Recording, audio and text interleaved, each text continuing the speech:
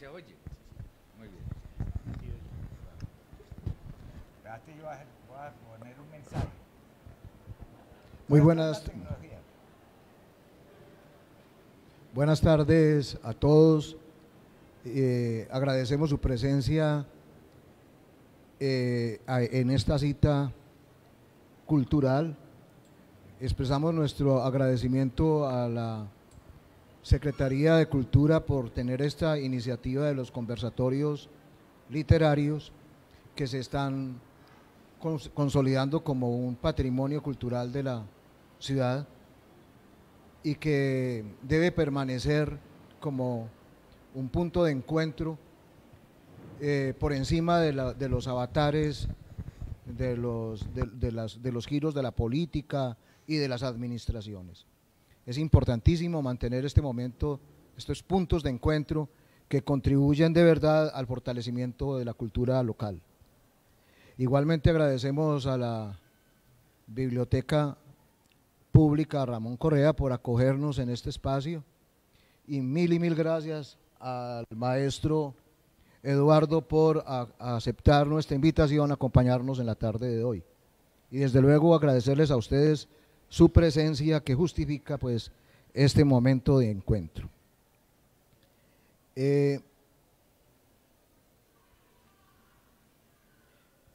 Maestro Eduardo, bienvenido antes de nuevo en esta trasnochadora, querendona y morena.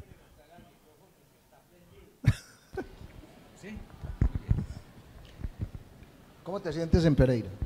Hombre, me siento como llegando a un mundo desconocido, porque pues yo viví aquí hace X número de años, decir cuántos es ya casi una infamia, y entonces la ciudad está totalmente transfigurada. Entonces no como en un lugar que conozco pero desconozco.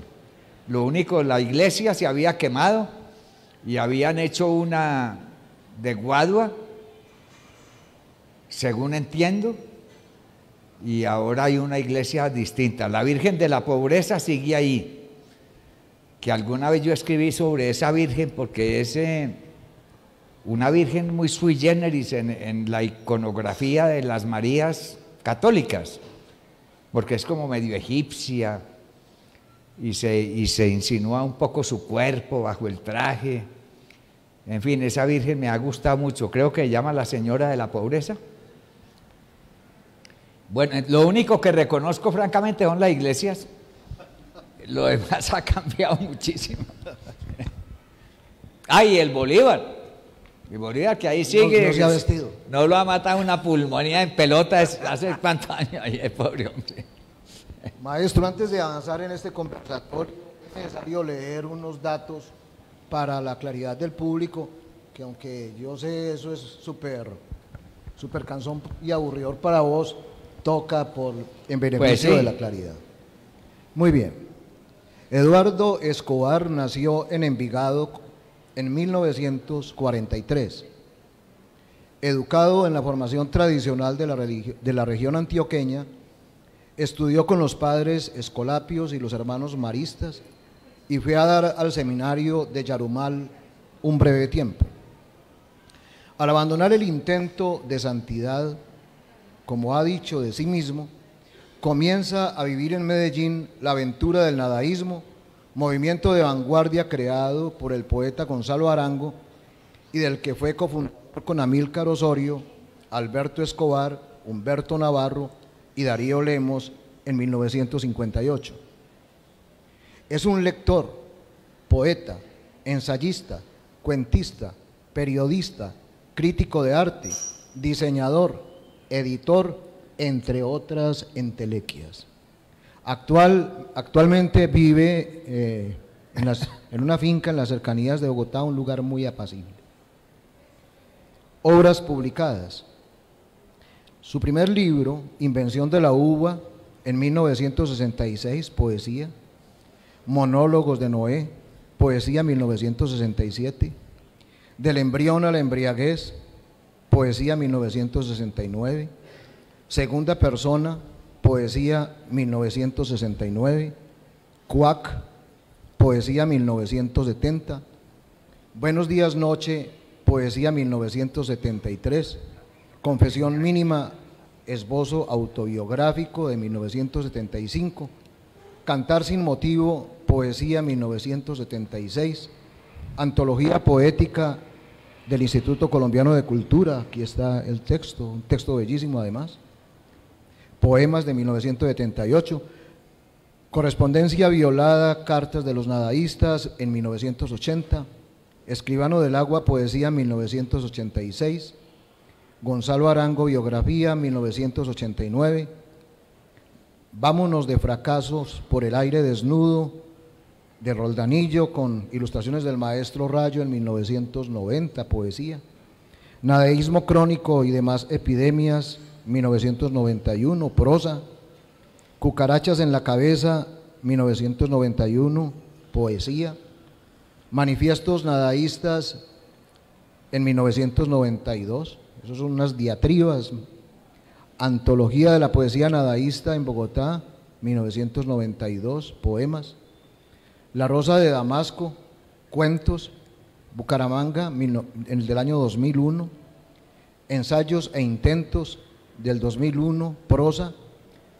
La novela Fuga canónica, historia sobre la música, del año 2002.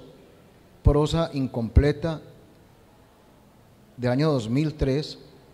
Poemas ilustrados, poesía del año 2007, Diván del Recalcitrante del 2010, antología de poemas, Cuando nada concuerda, 2013, ensayos, Cabos Sueltos, 2017, ensayos, La Rosa de Damasco y otros relatos, 2017, relatos. ¡Qué rendido! Quedaste agotado. ¡Qué rendido! Son más de 25 textos. A ver. Además de eso, pues has figurado en varias antologías, los 13 poetas nadaístas, De la nada al nadaísmo y Antología de la poesía nadaísta, y en otras muchas.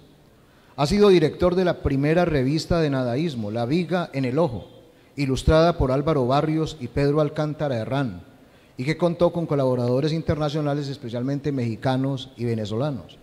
Colaborador de la revista Nadaísmo 70, dirigida por Gonzalo Arango y Jaime Jaramillo Escobar. Su obra ha sido traducida al inglés y al alemán. Como periodista ha sido columnista del Tiempo, El Colombiano y El País, entre otros diarios. Colaborador en las revistas Sojo, Credencial, Cromos, Universidad de Antioquia, Aleph, y versos suyos han sido publicados en la revista Cultural Eco. En los años 70 abrió el Bar de los Poetas en Bogotá.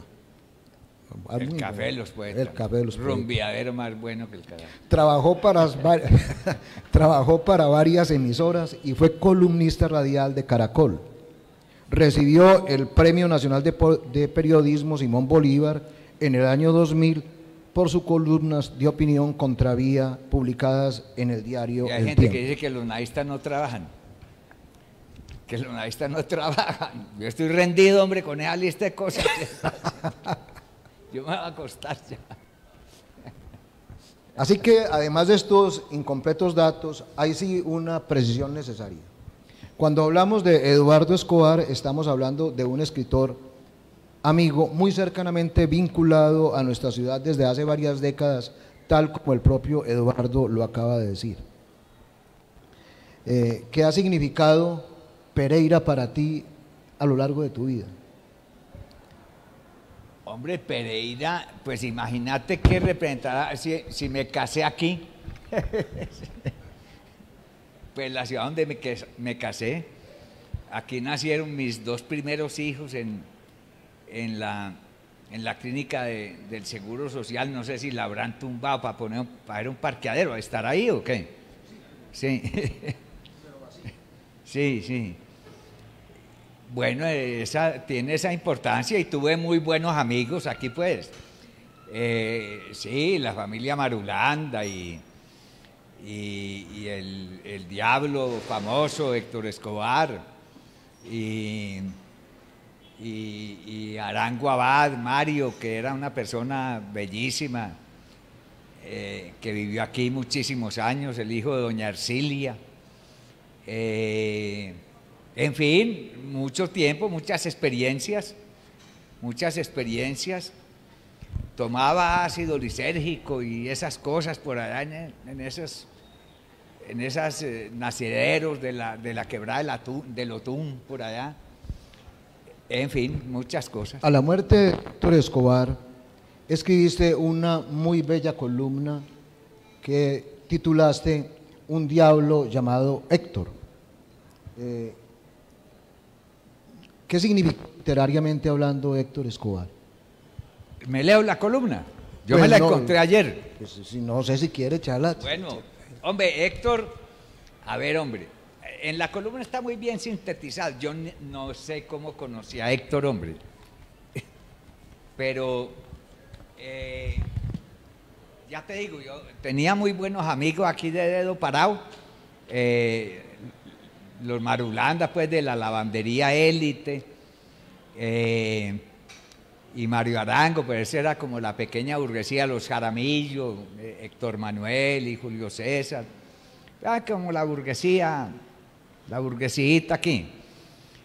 Pero yo tenía otros amigos más también de todos los niveles.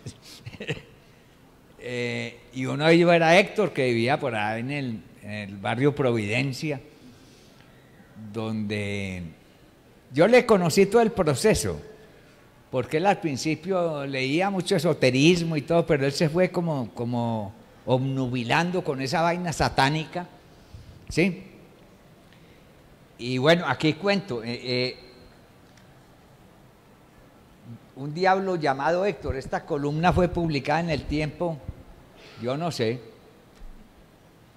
el año en que, no veo la fecha, el año en que se murió Héctor. Dice, acaba de fallecer en Pereira un poeta de lo más raro.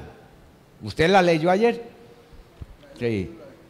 Lo conocí cuando yo paraba en esa ciudad por razones de amor y nos hicimos amigos aunque éramos muy distintos o porque los mejores afectos nacen de las discrepancias. Mi poeta favorito era Rimbaud, el suyo Baudelaire. Yo escribía unos poemas arrevesados adrede y los suyos eran calculados como una máquina gótica. Traté de alejarlo del parnasianismo hacia la antipoesía, pero él pensaba que un poema debía construirse según leyes matemáticas y cabalísticas precisas. ¿Te acuerdas? Eso era así. En los suyos, cada verso obedecía a una fórmula numérica y cada sílaba y cada vocal tenían un valor de acuerdo con un álgebra que yo nunca le entendí. Él le mostraba a uno de los poemas recién escritos a máquina y cada verso tenía unas cifras al final, 7, 4, 2, ¿sí? Que eran la fórmula, porque cada verso debía tener cuántas A's y bueno, era una cosa rarísima. Cada sílaba y cada vocal tenían un valor de acuerdo con un álgebra que yo nunca entendí. Además, sus códigos estaban relacionados con una pasión, el culto del diablo. Pero no el diablo vomitivo del catolicismo, tan parecido a un guerrillero fariano del secretariado, sino el diablo, el ángel de luz que sacrificó su pacto en el empíreo para salvar al hombre de la miseria de la inconsciencia y devolverle la libertad según una cierta noción masónica. Pasábamos muchas tardes echando humo en los guaduales del Colegio de los Hermanos Cristianos, allá arriba en Providencia, debajo de unos guaduales frescos que había, de La Salle. Bueno, hablando de poesía, de Madame Blavatsky, de Papus, del Eliphas Levi, del manual y ritual de la alta magia. Cuando el hombre se me volvía muy satánico, yo me reía de él bondadosamente y le reprochaba que para ser el Papa Negro que él decía que era, el representante de Belcebú en la tierra, fuera al mismo tiempo un hombre tan decente en sus tratos, tan buen miembro de familia, adoraba a su papá y a su mamá, era un muy buen miembro de familia, y cumplido con los 3 golpes diarios, desayuno, almuerzo y comida. Ese comía a la hora que era. Uno a veces lo encontraba con su libro de Papus subiendo a esa Providencia, porque eran ¿qué? Faltaba un cuarto para las 12, había que ir a almorzar. Tenía muy buen apetito además. En su casa tenía montado un pequeño templo, un espacio abigarrado con pantáculos, estrellas de cartón, varas de mago compradas en el almacén Ley, reproducciones de demonios de todas las tradiciones con las colas encrespadas y cuernos de marido moderno, peces de las profundidades marinas. Él se conseguía unos peces rarísimos, yo no sé de dónde los sacaba, unos monstruos realmente.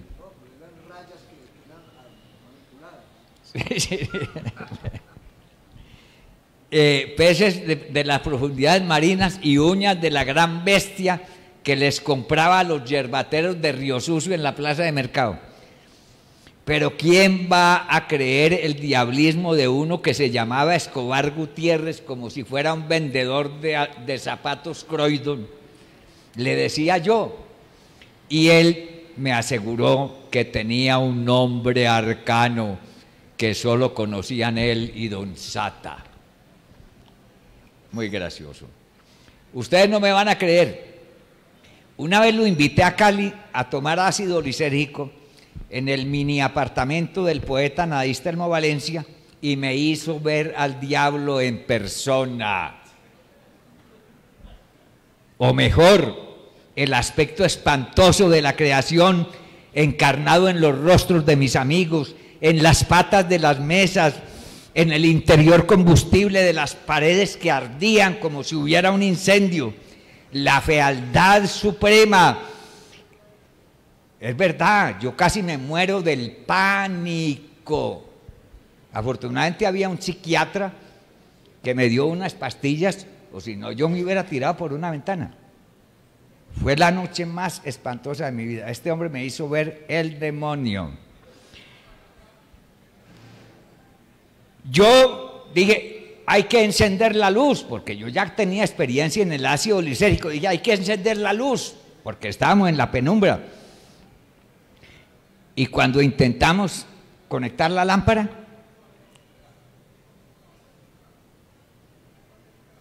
el tomacorriente estalló.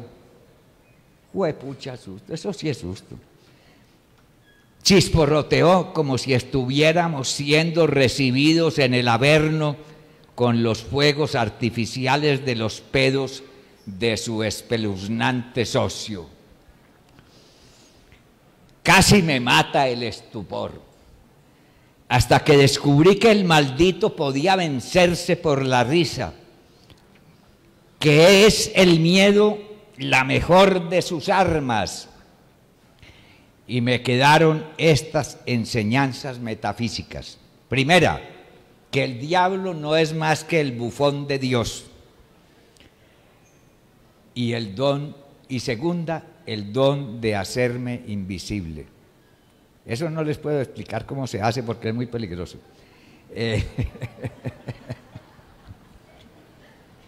Muchos años después me encontré a mi querido diablo Héctor en el Festival de Ancón en Medellín y me le escabullí. Yo en el tiempo no pude escribir por qué, porque es que estaba cogiendo como una cara como de batracio.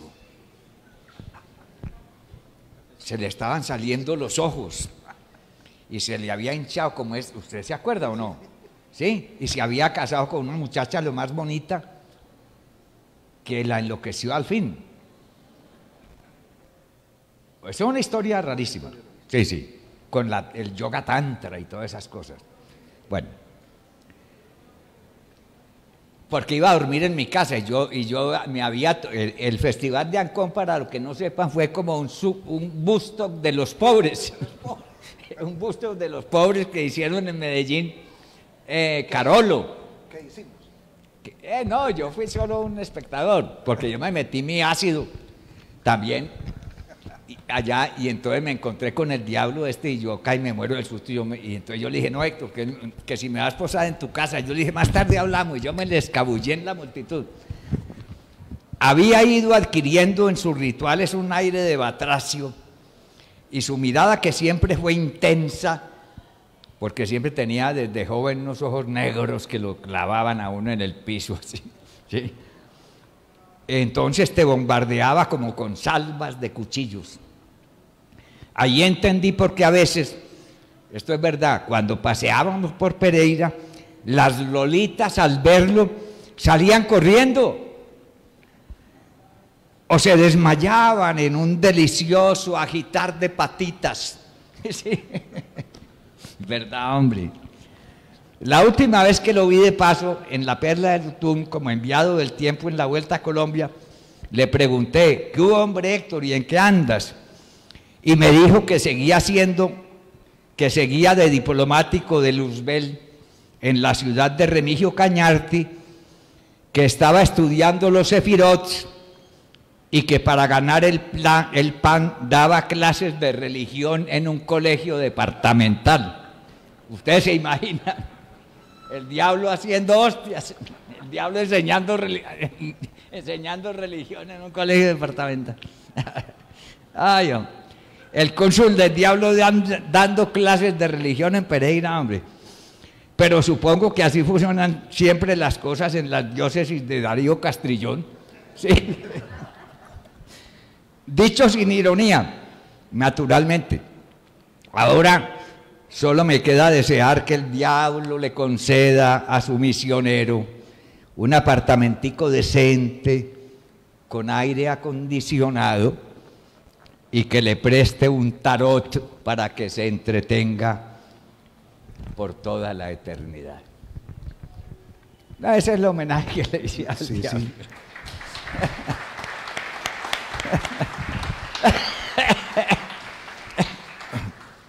Pues bien, como pudimos apreciar, Eduardo es un pereirano más. Yo pienso que Eduardo es un pereirano, cuasi pereirano por derecho propio. Es más, un amigo chismoso me contó que la cédula tuya es de Pereira, ¿es cierto? Hombre, yo cumplí aquí, saqué mi cédula aquí, claro, yo venía, me mantenía aquí detrás de la muchachita, que era mi novia. Y entonces aquí saqué mi cédula, casi voto la primera vez aquí, porque yo vivía ahí bajando del club Rialto para abajo en un apartamentico que pagábamos entre mi amigo y yo. Mi amigo era contador de la trilladora de los Trujillo, allá al pie de la estación del ferrocarril, que tenía una trilladora allá. Y entonces mi amigo y yo pagábamos una piecita y 2 piecitas, no teníamos, dormíamos en esteras, más pobres, pero felices, pues vivíamos más bueno que el carajo. Mi amigo vivía pues allá moliendo los números a los Trujillo de la trilladora, y yo por ahí por las cantinas leyendo libros y yendo donde don Carlos Dreus, que es un gran personaje aquí, porque yo azotaba esa librería, yo no tenía con qué comprar libros, entonces yo me iba para donde don Carlos Dreus y le robaba los libros. Y yo creo que don Carlos Dreus era masón y filántropo, porque yo llegaba a la librería, él me adoraba y me decía, ¿qué hubo, poeta? ¿Cómo te ha ido? Mira, y me decía, acaban de llegar de Argentina unas cosas muy buenas. Anda, robátelas, prácticamente me decía. Anda, hombre, mira que me llegaron unas cosas de México buenísimas.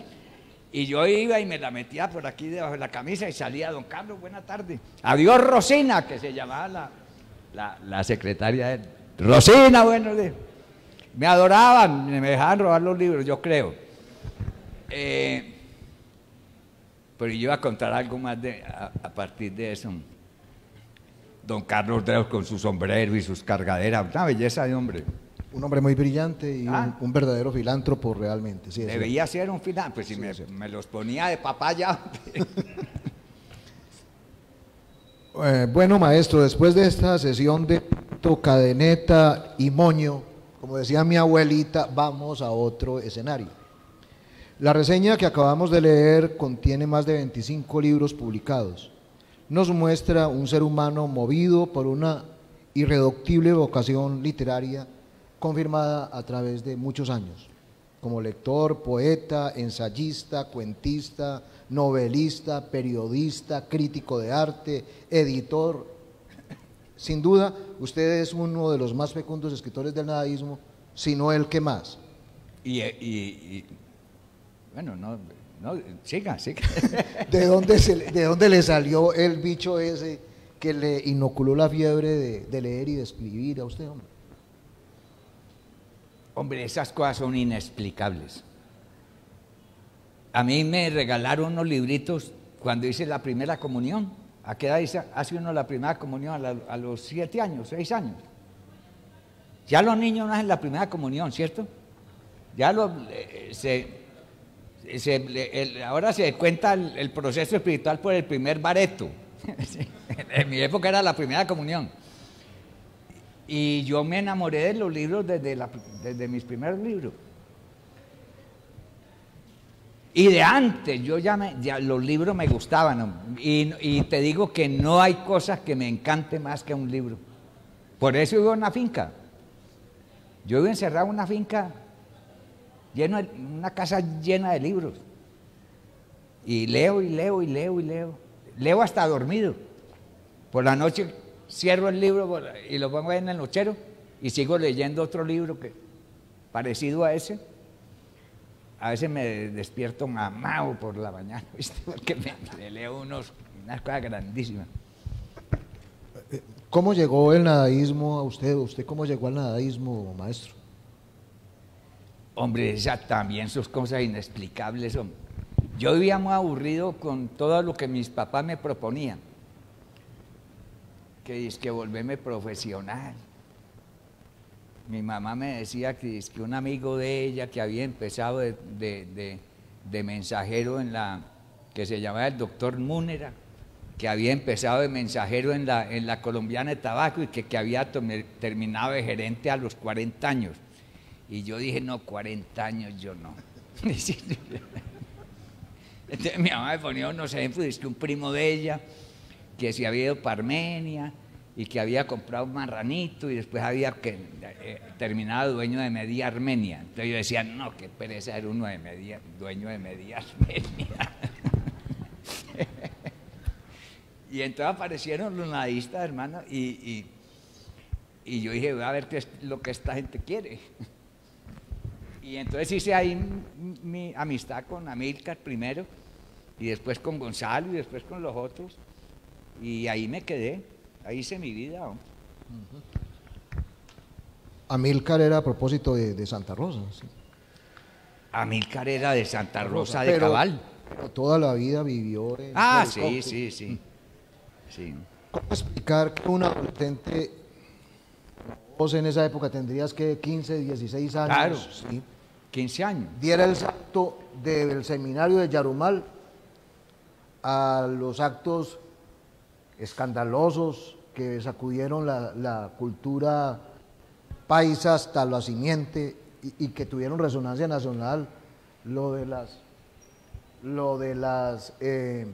las profanación de las hostias en la catedral y todo eso que ustedes hicieron allá? ¿Cómo explicar eso? Hombre, yo una vez le dije a Amílcar, yo vivía en una finca en La Calera, en el último filo de La Calera, en Bogotá, un páramo, la cosa más brava. Hacía un frío espantoso. Y yo un día, y Amílcar se iba a veces a estar conmigo allá, y yo un día le dije a Amílcar, fundemos el nadaísmo, hombre, otra vez. estamos bien jodidos, a lo mejor alguna cosa le sacamos a esa empresa. Porque a nosotros un periodista, un publicista que llamaba Nichols de Cali, Hernán Nichols, que es de los publicistas más brillantes que ha tenido Colombia, nos decía: pendejos, si ustedes tienen una marca mejor posicionada que FAB. O sea, nadaísmo, cuando uno dice nadaísmo en Colombia vibran. Ustedes tienen una marca posicionada, sáquenle plata a esa marca, hombre. Pero nosotros, ¿cuál marca, hermano? Leyendo a Heidegger, bregando a entender a Heidegger. Entonces, yo le dije a Amílcar: ¿oíste, Amílcar? Fundemos en nadaísmo otra vez, hombre.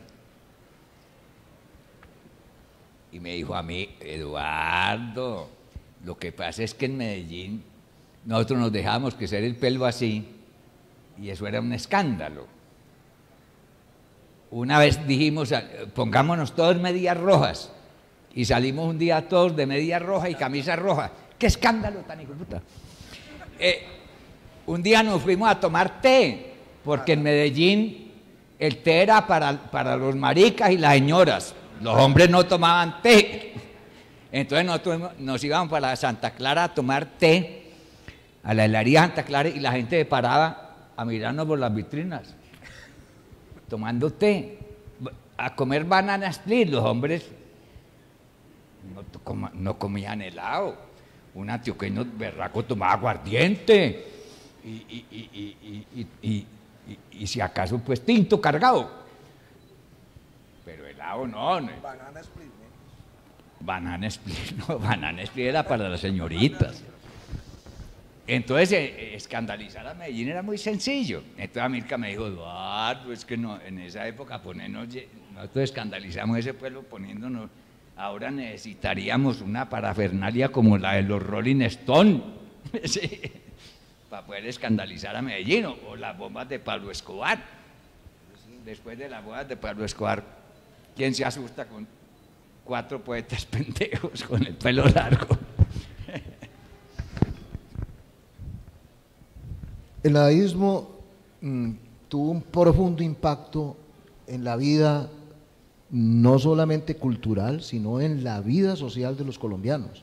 De alguna manera todos los jóvenes de Colombia nos identificamos con el nadaísmo en los años 60, 70. Claro.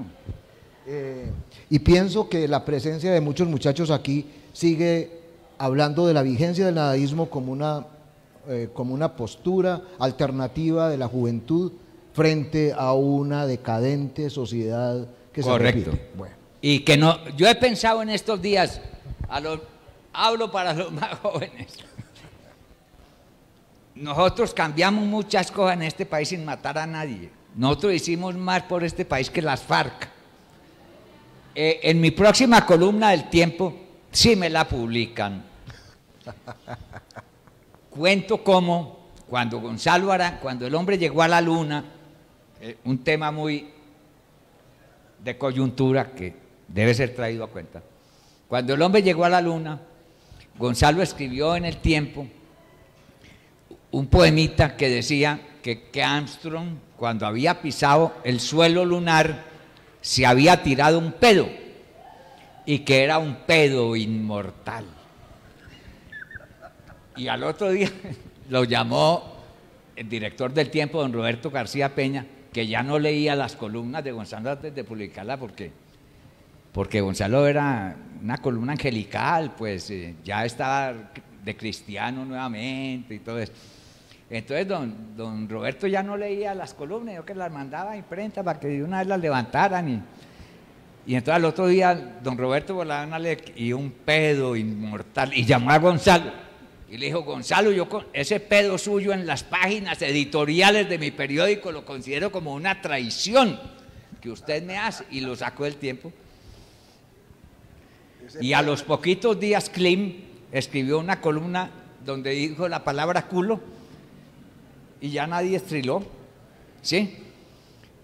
Porque hasta en eso hicimos una labor. Anoche pensaba yo eso, hombre, es que el mundo era tan hipócrita que los libros cuando decía culo ponían C y 3 puntos suspensivos. ¿Cómo diría la gente de estúpida? Y entonces cuando uno encontraba C y 3 puntos suspensivos, ¿qué decía? Pues culo. Sí. Pero no se podía escribir la palabra culo. O sea, éramos bastante culos. Sí. Eduardo, ¿cómo explicas que un fenómeno como el del nadaísmo, con tan fuerte presencia en el mundo cultural y social, no se haya vuelto a repetir en Colombia? No, por eso iba a decir, hombre. Porque yo creo que es que la gente, la juventud ahora se ha dejado involucrar mucho en la cosa política, en la cosa que izquierda y derecha no existen. ¿Sí? Izquierda y derecha no existen, hombre, existen personas libres, que pueden ser por la mañana de izquierda y por la tarde de derecha. Por la tarde uno puede defender una cosa y por la mañana otra. O sea, eso es verdaderamente un libre pensador. Pero la izquierda ahora decía yo en la entrevista que me hicieron allá, hombre, la sociedad está embebida en que Petro y que Uribe, esos personajes no tienen la menor importancia. En la coyuntura ahora chisporrotean ahí, pero espéreme, dentro de 5 o 10 años, ¿quién se acuerda de los pendejos? ¿Quién cambia el mundo? Hombre, los que están trabajando con el mapa genético y están en los laboratorios transformando, ¿sí?, los cromosomas y los que están inventando máquinas para operar de una hernia a un feto en el vientre de la madre sin ¿sí? Eso es cambiar el mundo. Los que están planeando ir dentro de 4 o 5 años a Marte, aunque ignoremos sus nombres, esa gente está cambiando el mundo. Y los que están produciendo pensamiento nuevo, ¿sí?, que es muy poco, pues que es que la gente ya no lee filosofía, la gente ya no piensa. La gente ya no piensa porque hay mucho ruido. Entonces ya cuando al hombre lo coge la conciencia aquella de la nada, ¿sí?, que fue una cosa que sembró el occidente cristiano en el hombre, esa conciencia ante la nada, ante la desaparición, ante la historia. Entonces el hombre moderno saca su tarjeta de crédito y se va para la discoteca y se aturde, ¿sí?, y se va a que le hagan pum, pum, pum, pum, pum, pum, pum, pum, pum. Y allá se aturde y se aturde y se aturde, y entonces vuelve a su apartamento y duerme y no es capaz de enfrentar eso que Heidegger llamaba el estado de ánimo, aquel estado de ánimo que el hombre antiguo, ni tan antiguo, eso me tocó a mí cuando no existía sino el radio, ¿sí?, y el radio lleno de interferencia. O sea, había el hombre, quizás lo que el hombre ha perdido es su soledad. Si no tiene para la tarjeta de crédito para irse a aturdir a la discoteca, pues prende la televisión y le pone 35 de volumen, aturde igual. Y 150 canales. Hey. O bueno, o la red, pues. Ahora la gente va a comer un hijo de puta maldito pescado y le manda la bota a todos los amigos. Yo digo, qué cosa tan estúpido. Eduardo, bajo la perspectiva de hoy, las cosas no se leen hoy como las leíamos hace 40 o 50 años. ¿Difiere algo la concepción de nadaísmo que ustedes tenían en los 60 de lo que tú lees hoy del nadaísmo? ¿Lo que qué? De lo que tú lees hoy como nadaísmo. No, pues es que el nadaísmo, lo que te digo, es que el nadaísmo ya no tiene sentido. El nadaísmo fue un momento y significó para nosotros y para mucha gente una apertura, una libertad, un atreverse a pensar. Es que cuando yo era un adolescente había libros prohibidos. En el India. Mi papá me pilló una vez leyendo Yo acuso de Emil Solá, y si pote escándalo que me armó, que es un libro inocente, una diatriba defendiendo un militar judío francés. O sea, ese libro es totalmente un libro justo, ¿sí? Pero era o sea, estaba prohibido leer hasta los libros católicos. La Biblia estaba prohibida. Mi tío cura me vio una vez leyendo la Biblia y me dijo: hombre, usted no entiende eso. Usted no puede leer ese libro, usted no entiende eso. ¿Quién sabe para dónde vamos? En el futuro todo va a ser robots. Yo creo que el hombre va a volver de pronto a su soledad. Porque es que cuando ya uno se enfrenta a la red, ¿sí? En la red es tanta la información que hay, que es como si no hubiera nada. Eso es como si lo lanzaran a uno al océano, ¿sí? Ahí está todo. Y no está nada. Y no está nada, porque eso no está clasificado, si eso funciona por algoritmo. Entonces, si uno se pone a buscar, está primero Juanes que San Juan de la Cruz. Sí, sí.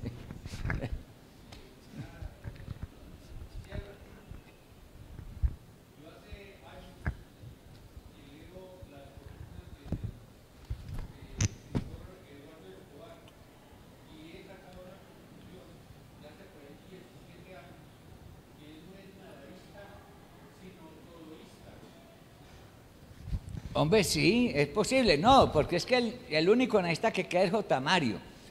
Pero que J. Mario ya no piensa ni nada. J. Mario hace pasarela. Él va donde lo llamen y hace pasarela. A él le gusta el mostrarse con unas chaqueticas que compra por allá en México cuando va. Pues, es que el pensamiento se acaba, hombre. Mire, los columnistas de la prensa se ocupan, lo que estamos diciendo, de la coyuntura, ¿sí? Y cuando el que habla mal de Uribe es para joder a otro, o el que habla bien de Uribe es también para joder a otro. Y entonces el coronel ese tiene su rabo de paja larguísimo, y entonces, pero él pasa por ser un hombre moral que está tratando de desopilar la sociedad.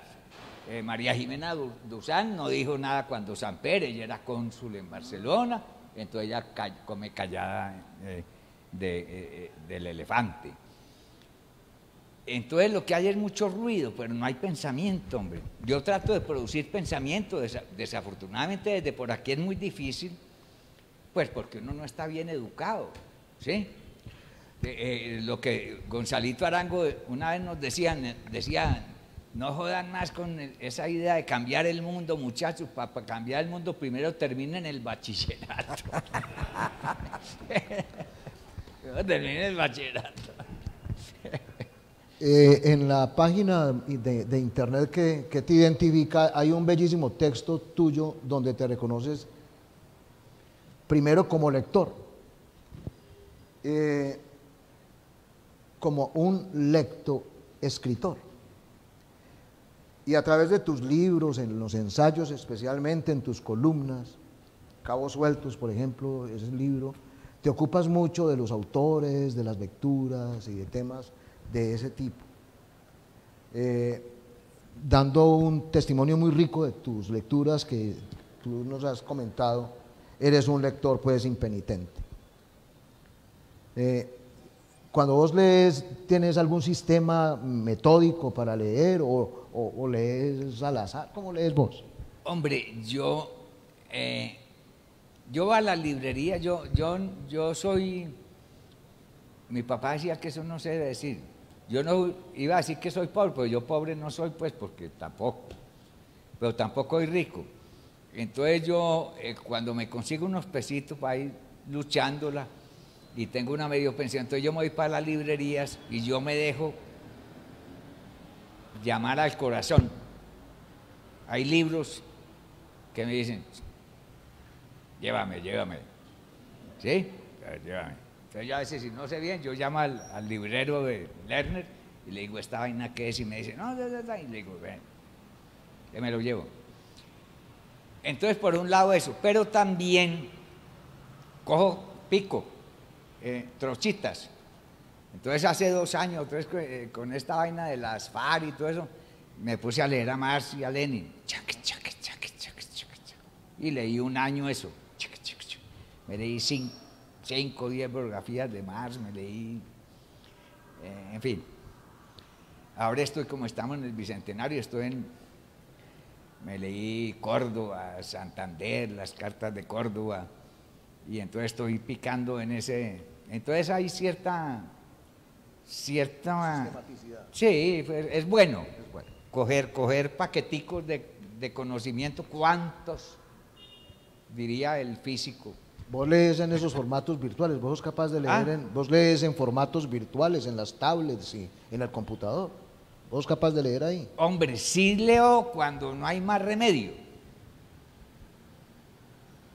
pero no retengo bien, no retengo bien. A mí me gusta el libro físico, además lo puedo rayar, ¿sí? ¿Sí? Y me gusta mucho subrayar y poner notas en las páginas de atrás, y que nunca me sirven para nada, pues, porque después a veces no las entiendo. Yo digo, ¿qué fue lo que yo quise decir? ¿Qué está leyendo ahora usted, maestro? ¿Qué está leyendo? Hombre, me estoy leyendo la biografía.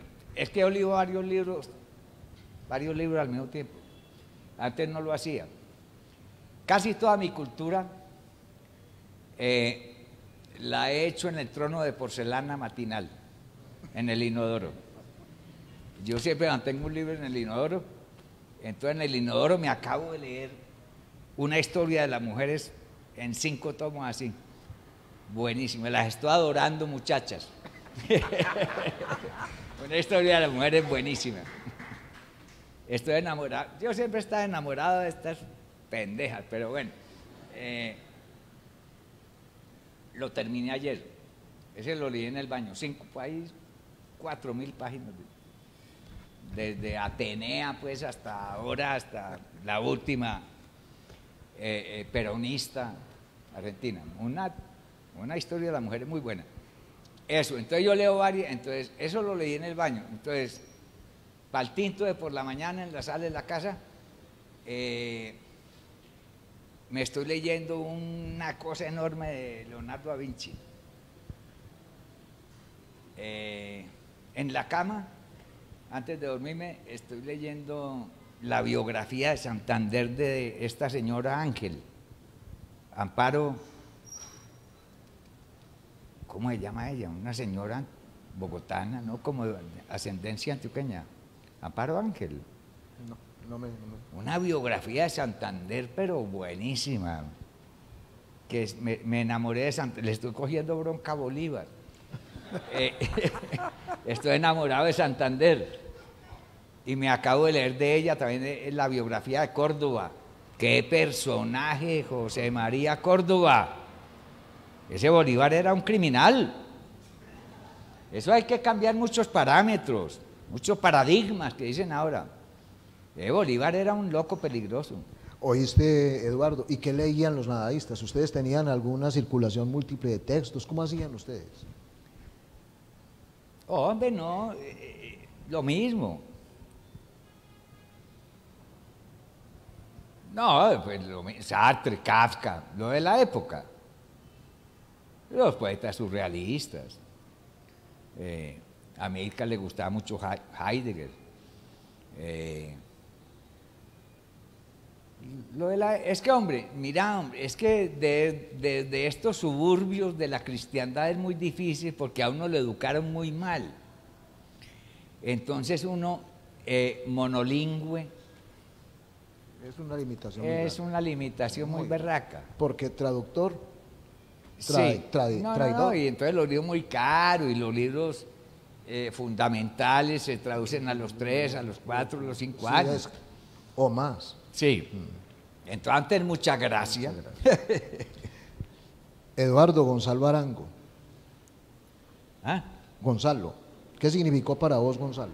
Para el país, Gonzalo. Hombre, para el país, hombre, lo que ya dijimos, Gonzalo cambió muchas cosas aquí con su presencia y su trabajo, que era un trabajador. No, es que vos estás leyendo ahí lo que yo... Y eso que no te cuento lo que más he hecho yo, porque eso es lo que he hecho gratis. Pero pues, fuera de eso, yo he publicado revistas de turismo, he he sido agricultor, he sido artesano, he sido dueño de cantinas, o sea, yo he trabajado como un berraco. Y eso lo hago es por la noche, todos los libros que escribo todo es por la noche. Y bueno, entonces Gonzalo, con su presencia, y Gonzalo era un trabajador. Juicioso. Gonzalo escribía todo el día. Y divulgaba mucho su pensamiento, porque él antes de escribir sus cosas, entonces él calentaba el brazo escribiéndole a los amigos. Entonces me escribía a mí, y a J. Mari, a Jaime Jaramillo, y escribía a un poeta en México, otro en Argentina. Entonces le escribía 10, 15 cartas que yo he recopilado en la correspondencia violada, pues es un Texto grande. fragmento de la correspondencia de Gonzalo, que es vastísima. Lo que se escribió con Alberto Aguirre, con las novias, con las mujeres, que él era feíto, pero tenía un éxito envidiable.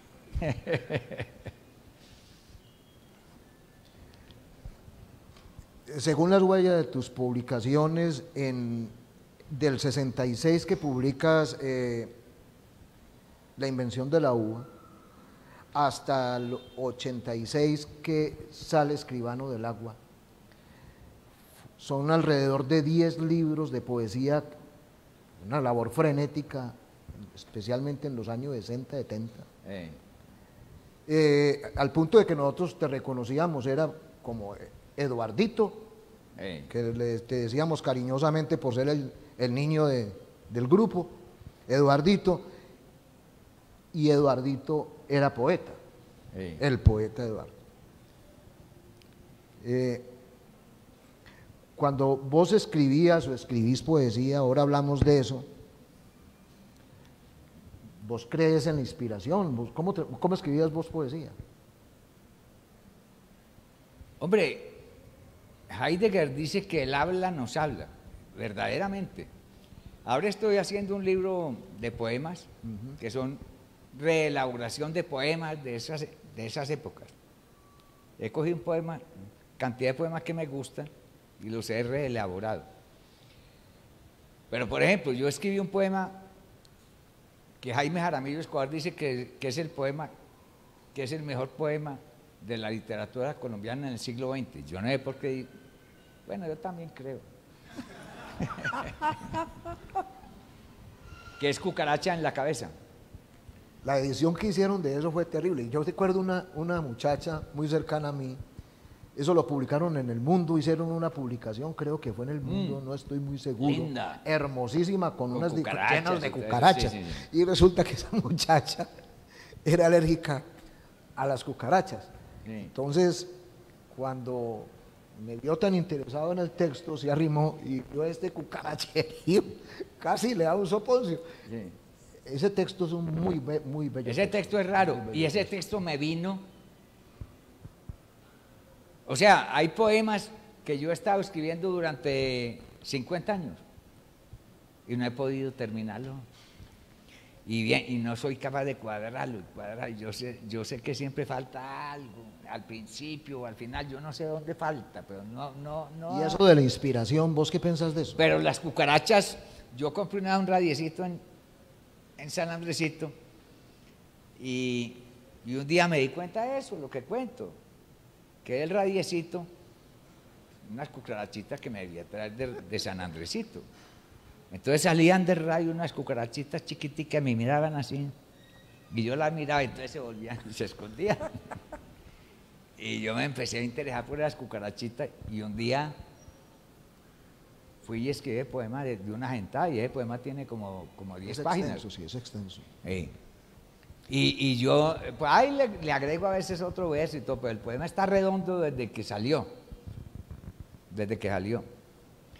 O sea que hay yo creo, pero es que los románticos llamaron eso inspiración, pero Heidegger dice, el habla nos habla. Sí. Entonces nosotros hablamos un habla y esa habla a veces nos arrastra. El escritor sabe que eso sucede así. A veces uno está escribiendo y se sorprende y dice, hijo de puta frase tan linda. Pero eso salió de ahí, de ese impulso. Acabas de hacer mención de un elemento que me ha llamado mucho la atención en tu trabajo.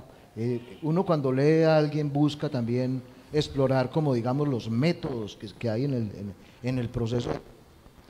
Y yo encuentro que tú te reelaboras mucho a partir de tus propias experiencias, de textos anteriores. Por ejemplo, el trabajo sobre el Chapín Quevedo viene de varios textos que fuiste procesando hasta recalar finalmente. Ese es un libro hermoso. Ese libro es una belleza. En la sinfonía, en la fuga canónica, que es una belleza de texto. Sí. Entonces, este proceso de reelaborar, manipular, reinventar, claro, transponer, posponer, dejar que la imaginación se meta en los intersticios del texto, pues es algo que te ha caracterizado. Vos no tenés esa idea sacralizada de que el texto es intocable, como hacía. Claro. Como hacía. Sí, porque Cortázar, a mí hay gente que me dice, no, ya deja eso así, que ya ese poema ya lo escribió, que cómo le vas a tocar ese poema al niño que tú fuiste. Y yo, no, ese niño ya no existe, el poema es mío, yo hago con ese poema lo que me dé la gana. Sí, entonces Cortázar tiene muchos que son como en el cine, toma uno, toma dos. Sería muy interesante. Yo en ese libro de cuentos que tengo ahí ahora van alistando 50.000 pesitos cada uno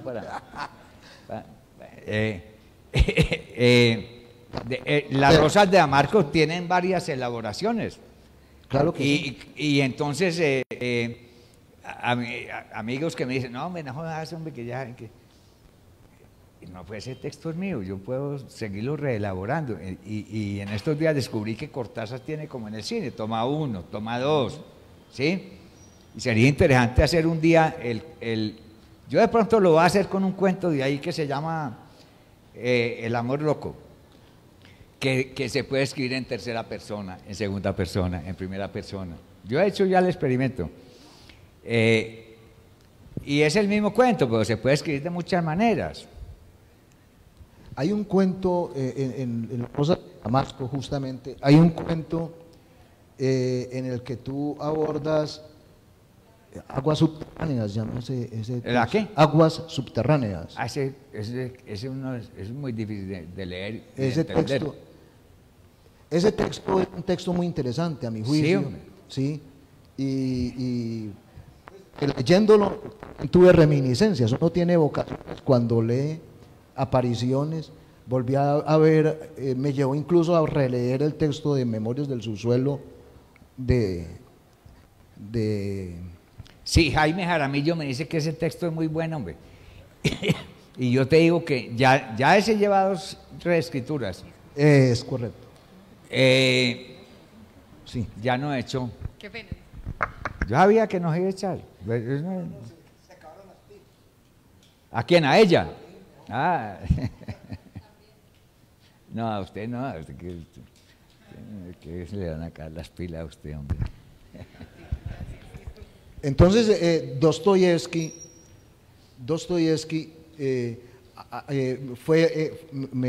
me concitaste volver a leer a Dostoyevsky, y las reflexiones que hace sobre el proceso de escribir y cómo el lenguaje nos habla es un texto muy significativo. Para mí ese libro de las Rosas de Damasco es un verdadero tesoro. Sí, hombre, te agradezco mucho. Bueno. Ese te voy a contar, ahí hay un cuento que se llama La Grieta, que es sobre un suicidio de un sacerdote. Sí, es bellísimo eso. Y yo un día estaba, en esa época yo trabajaba en Caracol y ganaba buena platica, entonces tenía muchachas de todos los días. Ahora no puedo contratar sino un día a la semana. Pues en esa época yo me las tiraba de todos los días. Y un día, y entonces yo le daba la llave a ella, entraba a mi casa y aseaba, y yo mientras tanto dormía. Y un día a las 7 de la mañana llega Ana y me dice, don Eduardo, que lo llama el presidente. Y yo, no, déjeme dormir, Ana, no me venga a hacer bromas ahora que yo estoy... No, que el teléfono. En esa época era fijo.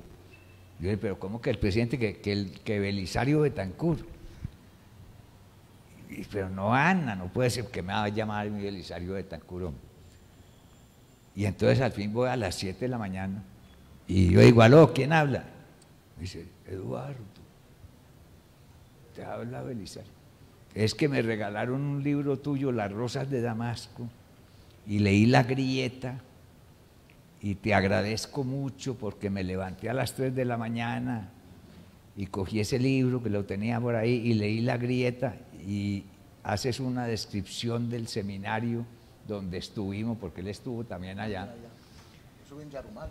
En Yarumal me dijo, haces una descripción del seminario que estoy conmovido, Eduardo, te llamaba a agradecerte. Yo le iba a decir, pero ¿por qué no me llaman a las 9, presidente?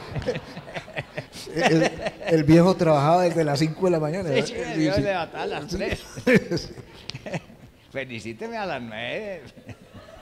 Ya que hablamos del Chapín, no quiero dejar ir ese personaje. Es un personaje hermoso. Alguna vez oí en un audio tuyo, en un conversatorio muy lindo en la casa del maestro Fernando. Sí. Sí. Oí en el audio una afirmación tuya que me dejó pensando. Vos decías que vos no creías como en cosas sobrenaturales o cosas de ese tipo. Pero acabo de oírte una descripción espeluznante, por lo menos, de las apariciones de Don Sata con el diablo. Hey. Hay en esa misma, creo que fue en ese mismo conversatorio, vos hiciste mención del espectro de una niña de la servidumbre que te llamó al oído cuando estabas durmiendo con tu abuela, una aparición muy especial. Verdad. Y bueno, la aparición yo considero que la llegada del Chapín a la vida tuya fue algo providencial, pues que usted esté preparando un documento para una revista. Y me puse a escribir ese libro y empezó a hinchárseme un pie. Y yo escribiendo un libro sobre un cojo, ¿sí? Y empezó a hincharse. Yo dije, hijo de pucha. Háblame de esas apariciones. Hombre, no, eso sí yo era para ganar. O sea, yo trabajaba, yo tenía una compañera que tenía una revista de turismo, La Guía de Bogotá, ahí en Bogotá. Y bueno, y entonces ella vendía avisos y yo escribía pendejadas para esa revista. Y la diagramaba, hacía todo lo demás. O sea, nos dividíamos las tareas. Y entonces a mí me gustaba, pues, para no solo hacer una reseña de las cosas, como buscar cosas de historia. Y compraba muchos libros de historia. Un día me encontré este personaje en el libro yo cuento ahí, de Perdomo Escobar sobre la música en Bogotá. Y yo me encuentro este hombre, el Chapín. Casi al azar, eso. Sí, casi. Y yo buscaba cosas viejas para que el turista en su hotel pudiera leer cosas como más agradables. Y bueno, entonces encontré al Chapín Quevedo y eso me llevó a leer una torre de libros así, porque pues yo cuento ahí, me leí cosas que muy difíciles de leer, la autografía de José María Samper, las reminiscencias de Santa Fe y Bogotá de Cordovez Moure, que son deliciosas, pero eso son como 3.000 páginas, eso es una cosa enorme. Y entonces leí mucho sobre Bogotá Viejo siguiendo este Chapín, ¿no? Fue una experiencia muy linda. Y sobre música, porque es un texto también muy interesante sobre la historia de la música colombiana en el siglo XIX. Porque es que cuando yo me salí del seminario, mi papá me dijo, entonces ¿usted qué va a hacer, hombre, ahora? Ya salió del seminario. Y entonces ¿usted qué quiere hacer? Y yo le dije, no, entonces, hombre, yo quiero estudiar música. Y me dijo, eso es para negros, hombre. Para negros. Y tenía razón mi papá, para negros. De todos modos, el Cojo, el Chapín Quevedo es un músico olvidado con una producción significativa. No, eso me enorgullece. Sí. Allí en Manizales le hicieron, a partir de mi libro, reeditaron La Misa Negra. Qué bien. ¿Y vos sabés si hay circulando alguna edición, pues, una y de la música de él, que esté Hombre, circulando. mira, lo que pasa es que, bueno, es que somos un país muy pobre, ya hablamos de eso. Cuando Teresita, cuando ese libro me lo publicó AFID, siendo director de AFID Juan Felipe Gaviria, el papá de Alejandro Gaviria, él fue el que me publicó el libro allá. Él hizo un acto muy bonito y entonces invitó a Teresita Gómez, la negrita, maravillosa. Vos querés mucho a Teresa. Sí, pues la conozco desde chiquita y esa niña es una cosa es un milagrosa. Ángel, es un ángel, sí. Porque esa niña nació con el Cristo de espaldas, pues, negrita, mujer, pobre. Mejor dicho, no le bastó no ser judía para...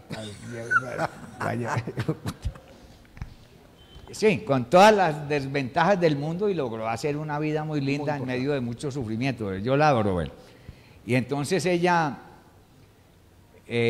Juan Felipe la invitó a tocar obras de Chapín en el lanzamiento del libro en el auditorio de AFID.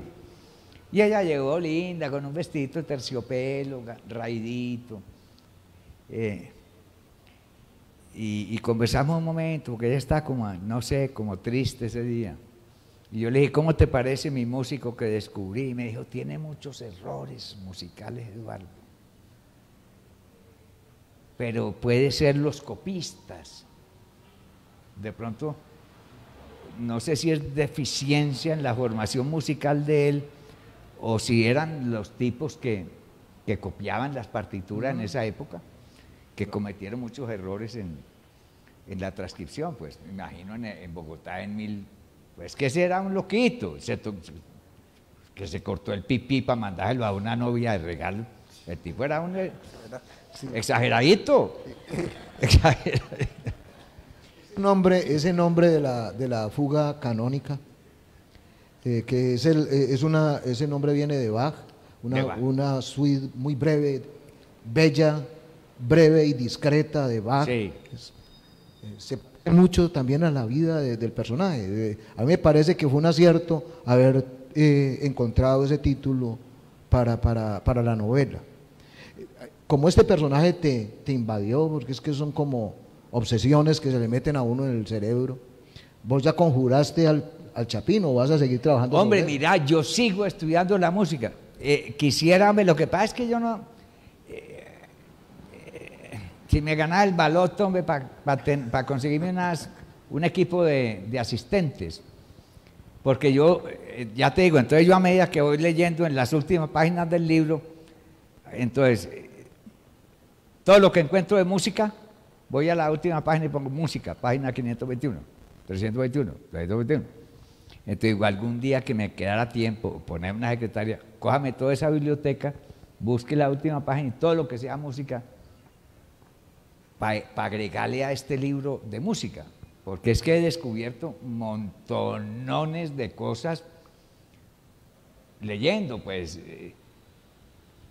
sobre cómo oían los conquistadores americanos la música del aborigen, ¿sí? Ahí hago mención de algunas cosas de esas, sobre cómo evolucionó la música en la antigüedad en Grecia y en Roma. ¿Verdad? La música... A pesar pues de que el Chapín tenía un sexteto con el que tocaban a Mozart, a Bach, a Schubert, pues, sí. Yo me imagino que técnicamente no debieran ser pues los más excelsos, pero que si escuchaba la música y la entendía. Ah, correcto. Eso sí. No, ahora que estoy leyendo a Santander le encantaba la música. Entonces cuando Bolívar lo sacó de aquí, para no tenerle que pegar un tiro, Bolívar estuvo a punto de pegarle un tiro. Y Santander a él también, cuando le tocó tirarse eso por como que es mentira, es que Bolívar era un poquito armada también tinglados, ¿oíste? Yo creo que ni a él lo iba a matar nadie. Bolívar, después hablamos de eso, la próxima vez que me invite, hablamos también.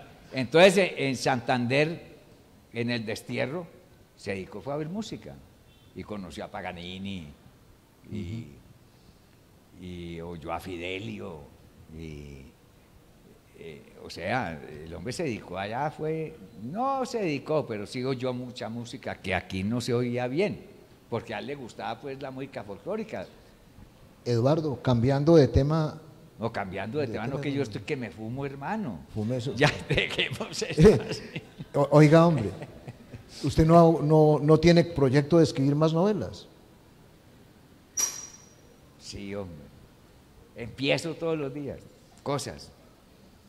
De ahí de Las Rojas de Damasco, Lucas y Lucía, da para una novelita linda, que es una historia de amor que yo tuve,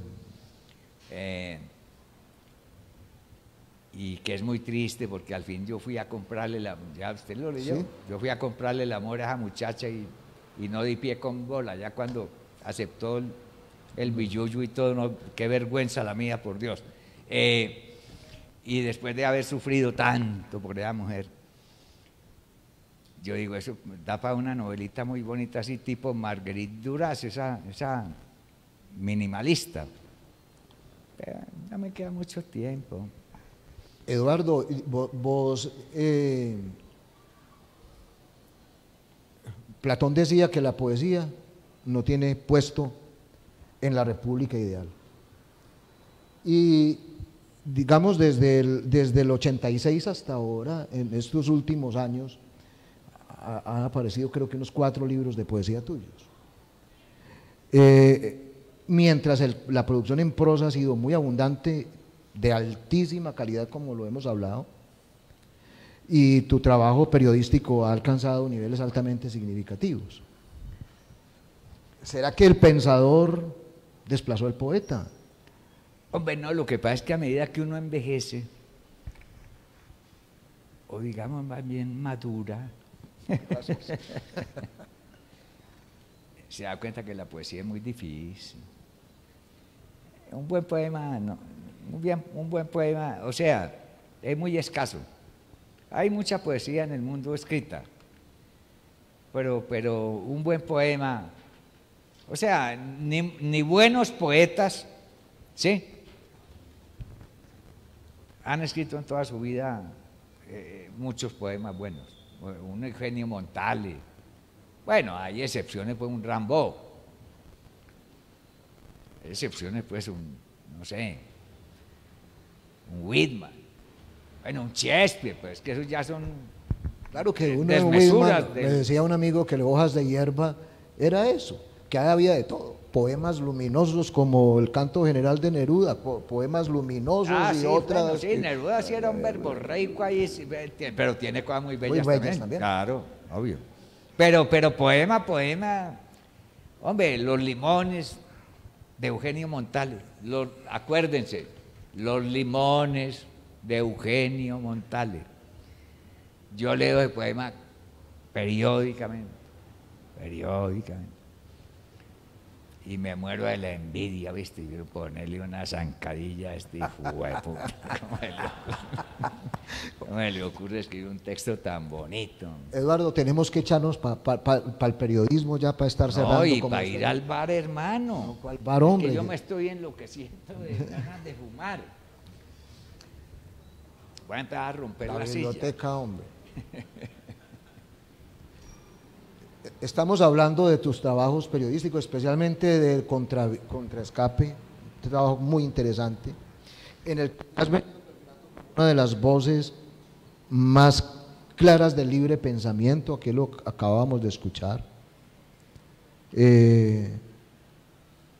donde has hecho una defensa de los derechos de los seres humanos, de los derechos esenciales del hombre, de las sociedades, incluso hasta de los animales, tal como lo trabajo que hiciste en estos días sobre las vacas esas de Valledupar, lo que hagan con las vacas, sí, pues llevándolas para Turquía.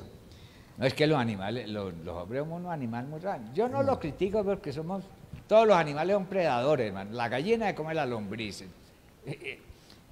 el pez grande come al chico, come a todo el mundo. Hace unos días escribiste un texto supremamente especial sobre los delitos y las penas, con unas deslumbrantes menciones a Carrara, Beccaria, Ricoferri, a Lombroso, pues, criminología crítica.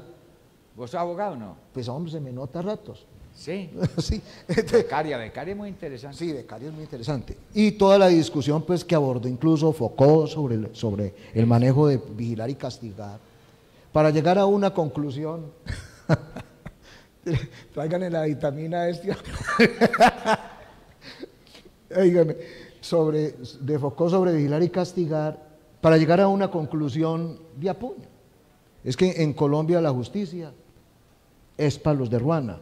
¿Vos qué pensás de la JEP y de todas estas cosas que con estos arreglos que se hicieron? Es muy difícil, hermano. Es muy difícil ventilar qué merece una... O sea, es que hoy hablaba con mi hijo viniendo que oímos la noticia de que ahora es, digamos, una cosa espantosa. Está de moda en Colombia violar niñas de 8 años y asesinarlas. Y matarlas, sí. Hombre, ese tipo, entonces, ¿qué cadena perfecta? No, ese tipo tiene que estar muy enfermo. Yo creo que primero tiene que estar una cosa de educación ahí. Porque o sea, copular con una persona, hombre o mujer, sin reciprocidad,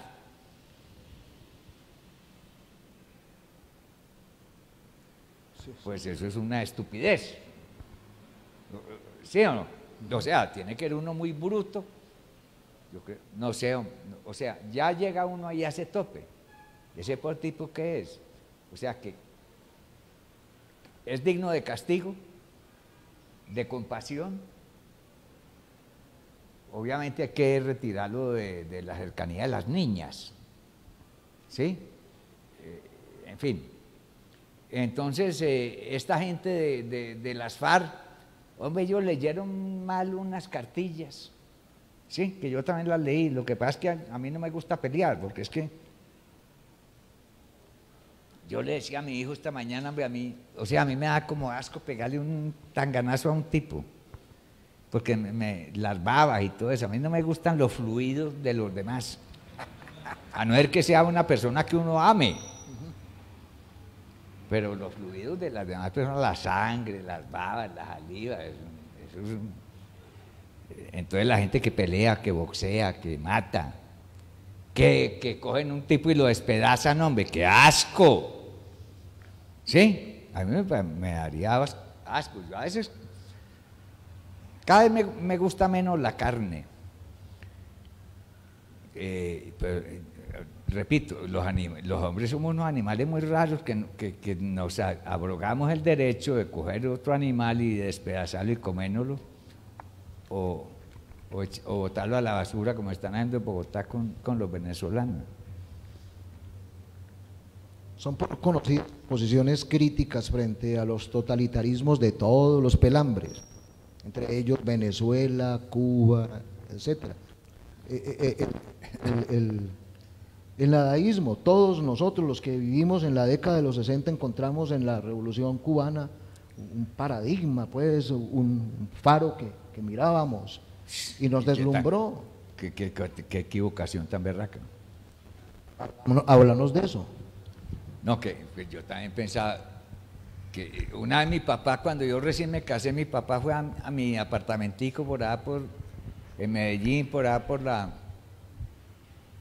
Urabá, con el Palo, fue a un barriecito ahí de clase media baja, donde me fui a vivir con mi reciente esposa.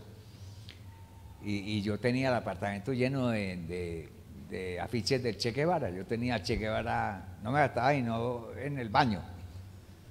El cadáver, leyendo, echando discursos, fumando, con la boina, mirando al cielo como... todo el apartamento lleno de ese bobo. Mi papá fue y me dijo, hombre, ¿quién es ese tipo? Entonces, yo le dije, Che Guevara, y mi papá me dijo, ¿quién es Che Guevara? Y le dije, hombre, Che Guevara, este gran hombre que está luchando por la humanidad en Bolivia, y no hay qué, no hay qué. Y mi papá me dijo, el tipo está loco.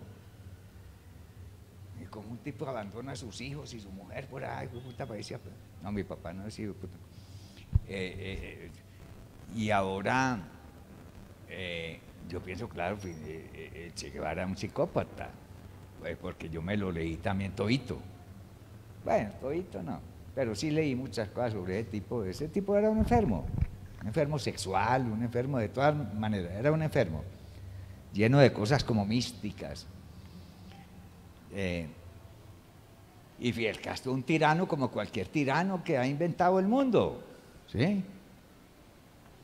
Ese fue una peste para Latinoamérica, hombre. Ese señor nos dañó. Fidel Castro hizo mucho daño. Todos estos bobos que están en el monte dando bala y atormentando a la gente son herederos de esa pendejada de la Revolución Cubana, que eso no le ha dado felicidad a nadie. A los dirigentes. ¿Sí? A Maduro y al combo. Riquísimo. Hace poco publicaste una columna, Apología Mínima de USA. Hey, mira. Que destaca los valores de los muchos pueblos que habitan esa nación grande. Posiciones como esa, como la que acabamos de mencionar sobre Cuba, etcétera, te han granjeado la animadversión de muchos y te diseñan como un arrodillado del imperio. ¿Vos qué pensás? ¿Ah? Es que estaba preocupado por otra cosa, pero no te entendí. No te entendí lo último. Sí, no, de USA, hermano. Los Estados Unidos es el país más maravilloso de la tierra. Ahora me estoy leyendo eso, porque yo escribí eso como por intuición, pero tengo una amiga en Medellín que está recién enviudada y el marido dejó una biblioteca buena, y entonces yo la llamo cuando quiero leer algo, le digo, anda a la biblioteca de tu ex marido, a ver si encontrás. Entonces ella en estos días me mandó una historia de los Estados Unidos y ahí voy, como por la mitad ya. Los Estados Unidos es un país maravilloso, su formación, sí, muy, muy distinta de la nuestra. Y como los Estados Unidos es la creación de todas las razas del mundo. Allá está concretada toda la humanidad, todas las razas del mundo, todos los pueblos, no debe faltar ni uno. Chinos, japoneses, polacos, irlandeses, escoceses, rusos, judíos, negros, siga adelante, italianos, vietnamita, y todos han hecho un aporte, ¿Qué es eso de gringos go home? ¿Ah? Gringos go home. No, yo escribí una columna porque en mi pueblito a donde vivo, el Plan Colombia regaló un billete, oigan pues, un billete para hacer un barrio para la gente pobre. Claro, el alcalde recibió eso complacidísimo, compró el lote y se robó la mitad, ¿sí?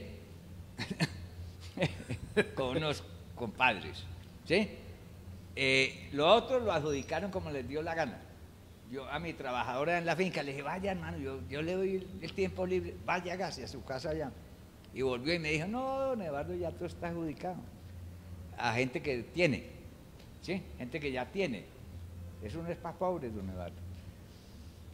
Entonces, se roban la mitad del lote, lo adjudican como quieren. Y después pasé yo por ahí y había un aviso en un muro así que dice gringo go home. Y yo dije, pero vea, pobres gringos, me regalan la plata, se roban la mitad. Y después dice que gringo go home. El alcalde me dijo, oh, ¿y dónde vio eso, Eduardo? Me paró en la... Eduardo, le dije, allá alcalde arriba, en tal parte. Allá lo hizo tapar.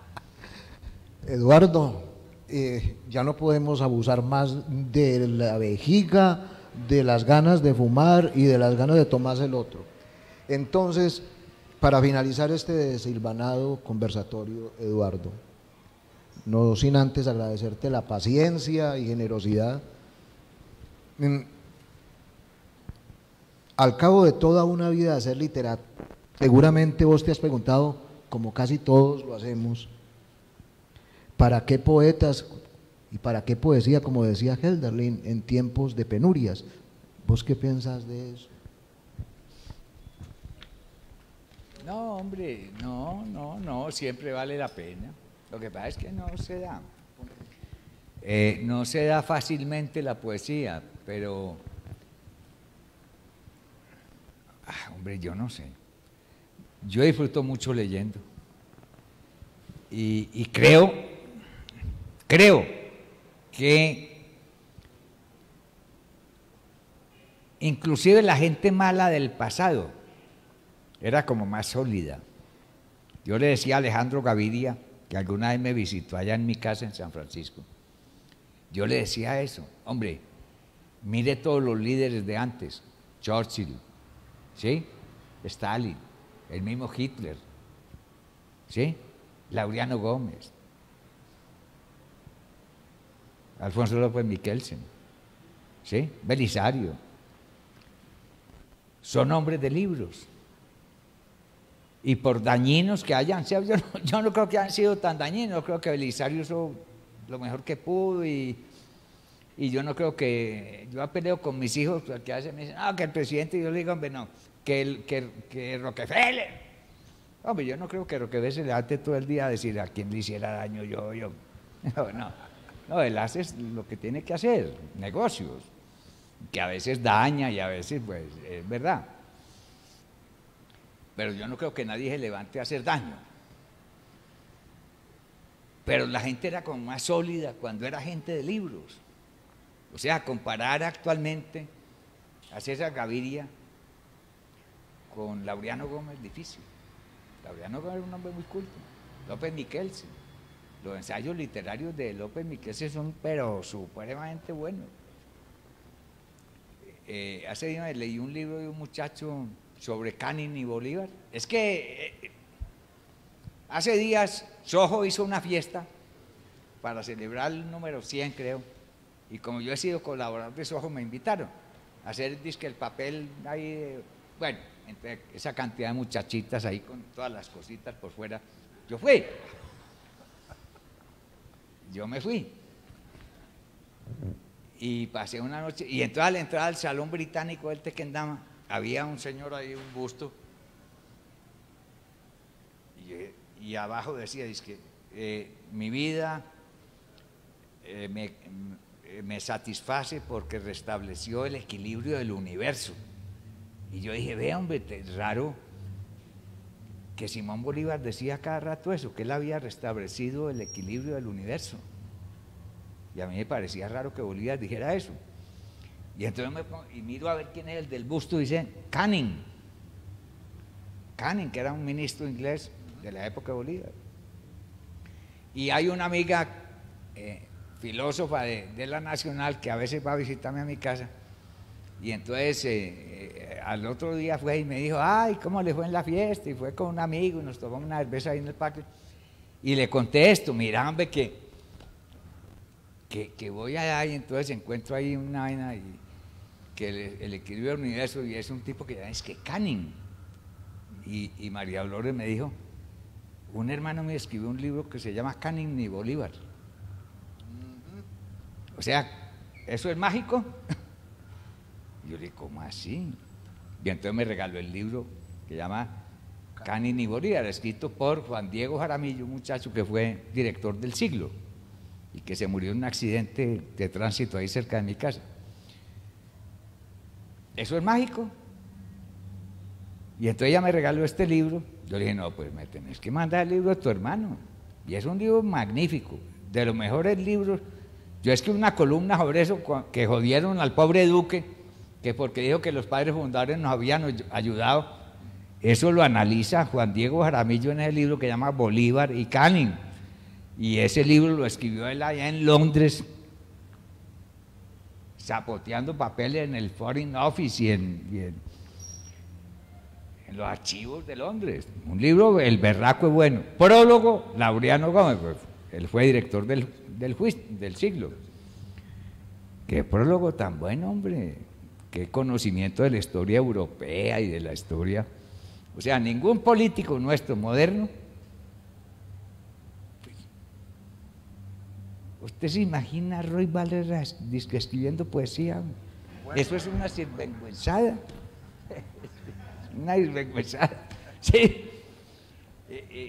Gaviria es un tipo muy pandito que llamábamos, intelectualmente, son muy panditos, todos los actuales. Bueno, incluido Uribe, que habla de, cita cada rato a León de Gay con unos errores tremendos. Son muy incultos nuestros políticos actuales. Bueno, maestro, hasta aquí este conversatorio. No sé si de pronto quieras admitir alguna pregunta del público, ¿no?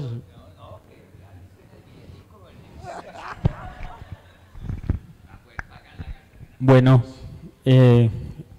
maestro Eduardo Escobar, en nombre de la ciudad de Pereira, de la Biblioteca Pública, este público, muchísimas gracias por haber acompañado y por habernos visitado.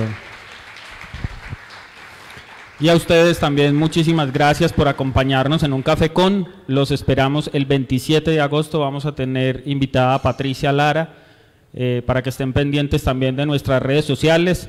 En el Facebook de Secretaría de Cultura de Pereira está este conversatorio, por si lo quieren compartir con sus amigos, con sus familiares, o si lo quieren revivir.